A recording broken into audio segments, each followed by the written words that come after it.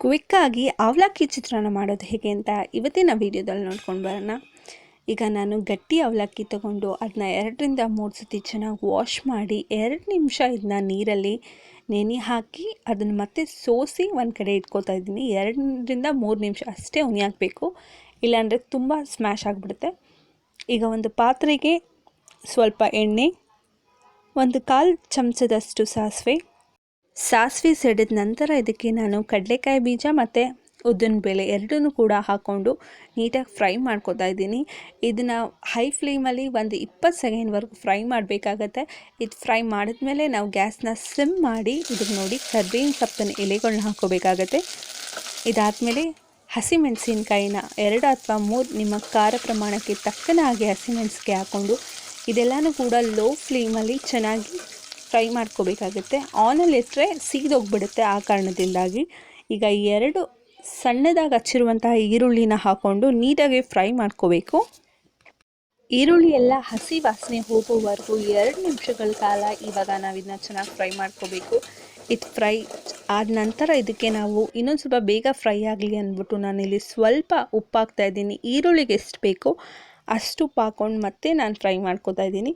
ಇದಾದಮೇಲೆ ಇದಕ್ಕೆ ಕಲರ್ಗೆ ಒಂದು ಸ್ವಲ್ಪ ಅರಿಶಿನ ಪುಡಿ ಹಾಕ್ಕೊಂಡು ಅದನ್ನು ಕೂಡ ನೀಟಾಗಿ ಫ್ರೈ ಮಾಡ್ಕೋತಾ ಇದ್ದೀನಿ. ಈಗ ಇದೆಲ್ಲ ಹೈ ಫ್ಲೇಮಲ್ಲೇ ಮಾಡಬೇಕು, ಬಿಕಾಸ್ ಈರುಳ್ಳಿ ಚೆನ್ನಾಗಿ ಬೇಯಬೇಕು, ಆವಾಗ ತುಂಬ ರುಚಿಯಾಗಿರುತ್ತೆ. ಇದು ಬೆಂದ ನಂತರ ಇದಕ್ಕೆ ನಾವು ನೆನೆಸಿಟ್ಟಿದ್ವಲ್ಲ ಅವಲಕ್ಕಿ, ನೆನೆಸಿ ಅದನ್ನ ಸೋಸಿಟ್ಟಿದ್ದಂತಹ ಅವಲಕ್ಕಿ ನೋಡಿ ಈ ಕನ್ಸಿಸ್ಟೆನ್ಸಿಲಿ ಇರಬೇಕು. ಇದನ್ನು ಈರುಳ್ಳಿ ಒಳಗಡೆ ಹಾಕ್ಕೊಂಡು ನೀಟಾಗಿ ಮಿಕ್ಸ್ ಮಾಡ್ಕೋಬೇಕಾಗತ್ತೆ. 2 ನಿಮಿಷದವರೆಗೂ ಇದನ್ನ ನೀಟಾಗಿ ಎಲ್ಲನೂ ಮಿಕ್ಸ್ ಮಾಡ್ಕೋಬೇಕಾಗತ್ತೆ, ಎಲ್ಲೂ ಕೂಡ ಬಿಡದೆ ಎಲ್ಲನೂ ನೀಟಾಗಿ ಈರುಳ್ಳಿ ಗೊಜ್ಜು ಜೊತೆಗೆ ನೆನೆಸಿಟ್ಟಿರುವಂಥ ಅವಲಕ್ಕಿ ನೀಟಾಗಿ ಮಿಕ್ಸ್ ಆಗಬೇಕು. ಆ ರೀತಿ ಇದನ್ನ ಚೆನ್ನಾಗಿ ಮಿಕ್ಸ್ ಮಾಡ್ಕೊಂಡ್ಮೇಲೆ ಈಗ ನಾವು ಅವಲಕ್ಕಿಗೆ ಎಷ್ಟು ಬೇಕಾಗುತ್ತೋ ಅಷ್ಟು ಉಪ್ಪನ್ನ ನಾನು ಇಲ್ಲಿ ಆ್ಯಡ್ ಮಾಡ್ಕೋತಾ ಇದ್ದೀನಿ. ಆವಾಗ ಈರುಳ್ಳಿಗೆ ಸ್ವಲ್ಪನೇ ಹಾಕಿದ್ವಿ, ಈಗ ಎಲ್ಲ ಹಾಕ್ತಾಯಿದ್ದೀನಿ. ಮತ್ತು ಇದಕ್ಕೆ ಸ್ವಲ್ಪ ಕೊತ್ತಂಬರಿ ಸೊಪ್ಪು ಹಾಕ್ಕೊಂಡು ಸಣ್ಣದಾಗಿ ಹಚ್ಕೊಂಡಿರೋದನ್ನ ಇದೆರಡನ್ನೂ ಕೂಡ ನೀಟಾಗಿ ಮತ್ತೆ ಇನ್ನೊಂದು 2 ನಿಮಿಷ ಮಿಕ್ಸ್ ಮಾಡ್ಕೋಬೇಕು. ಉಪ್ಪು ಎಲ್ಲ ಕಡೆ ಆಗೋ ಥರ ನೀಟಾಗಿ ಫ್ರೈ ಮಾಡಿದ ನಂತರ ನಾವು ಇದನ್ನು ಒಂದು 5 ನಿಮಿಷದವರೆಗೂ ಮುಚ್ಚಿ ದಮ್ ಕಟ್ಟಿಸಿ ಬೇಯಿಸಬೇಕು.